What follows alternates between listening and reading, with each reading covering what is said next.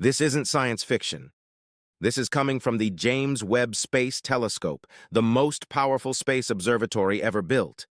It's designed to do one thing better than anything before it: analyze the atmospheres of distant planets and look for clues that shouldn't be there. And recently, it found something that doesn't fit. There's a planet known as K218b. It's located over 100 light-years away, orbiting a red dwarf star. On the surface, it doesn't sound like a place where you'd expect life. It's larger than Earth, possibly covered in deep oceans, and wrapped in a thick atmosphere. But when scientists pointed Webb at this planet, they weren't just looking at it. They were breaking down its atmosphere, molecule by molecule, using light. And that's when things got strange. They detected gases like methane and carbon dioxide. That's interesting, but not shocking. What changed everything was the possible detection of a gas called dimethyl sulfide. Now here's why that matters. On Earth, dimethyl sulfide is not something that just appears randomly. It is almost entirely produced by living organisms, especially microscopic life in oceans like phytoplankton. It's a byproduct of biology. So when that same chemical signature shows up on a completely different planet, it raises a serious question. Are we looking at the fingerprints of life, or something we don't understand yet? And this is exactly where scientists become very careful. Because in space research, one rule matters more than anything else.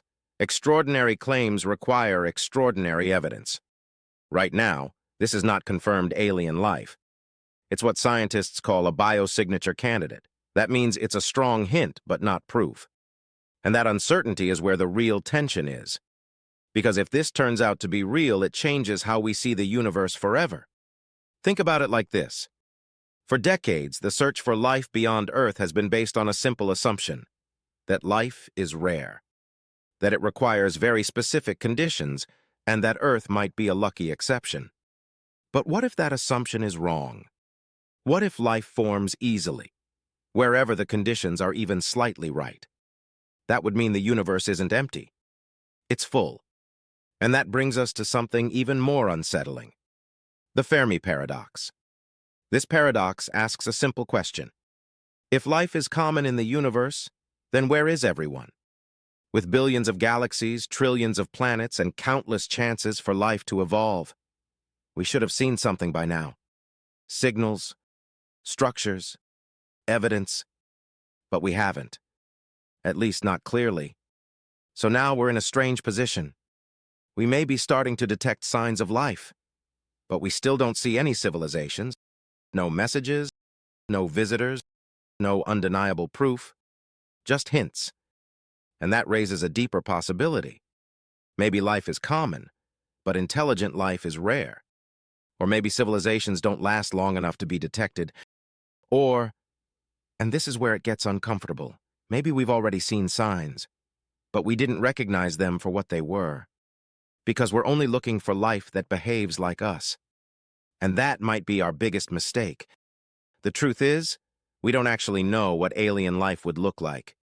It might not use the same chemistry. It might not need oxygen. It might exist in environments we would consider completely hostile. So when we detect something unusual like dimethyl sulfide on a distant planet, we're forced to confront a limitation. We're trying to understand an alien universe using Earth-based logic. And that might not be enough. Now here's another layer to this story that makes it even more interesting. Scientists are not rushing this announcement. In fact, they're doing the opposite. They're double-checking everything, running more observations, testing alternative explanations, trying to prove themselves wrong before making any bold claim. And that tells you something important. This isn't hype. If anything, it's the beginning of something much bigger and much more serious. Because if future observations confirm that this gas is really there and that it cannot be explained by non-living processes, then we cross a line humanity has never crossed before. We go from asking, "Are we alone?" to asking, "What kind of life is out there?" And that's a completely different conversation. It changes science. It changes philosophy. It even changes how we see ourselves. Because for the first time, Earth wouldn't be the only known example of life. We would be part of something much larger. But until that confirmation happens, we're stuck in this moment of uncertainty. A moment where the evidence is strong enough to get attention, but not strong enough to give answers. And honestly, that might be the most fascinating part. Because we're watching discovery happen in real time. Not a finished conclusion. Not a headline with a clear answer. But a process. A slow, careful step toward one of the biggest questions humanity has ever asked. So, right now, we don't have proof of alien life.